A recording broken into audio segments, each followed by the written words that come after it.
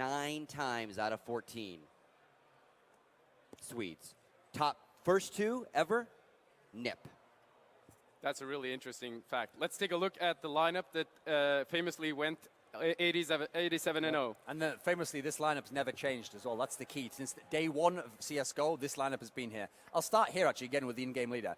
Interesting fact. Exist actually left Fnatic, who were the champions, the best team in the world in 1.6, with 1.6 tournaments to go to join this team, to get to play with Get Right, to get to play with Forest. He gave up potentially the best team in the world in 1.6 and said, I think I can make the best CSGO team. Turned out he did. Good in-game leader, kind of a neo-Khan, I call him, like the new Khan. Freeberg, this is the guy where he's a source player, so again, he was getting criticism from 1.6 people, they won't be as good. He's really showed himself to be an excellent entry fragger. He's also a guy, he's got a lot of spunk, a lot of drive. He doesn't tend to get down. You'd think these players are experienced, but what will happen when he's under pressure? No, he's a fighter. Fiflaren, the man who gets the most criticism, but guess what? He's also got a hell of a trophy cabinet. I'm sure he'd rather be getting criticism and winning the tournament than being told you did awesome and coming 8th in the tournament. Forest, people often say the tagline with Forest, at his peak is higher than anyone else's peak.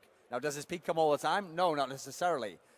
But he's a very good player. And the last few events, when Get Right's been off his game, Forrest's been the man keeping them in contention. He's kind of picked up the slack a bit. Now, Get Right, historically, I think he's the best player in the history of CSGO. He's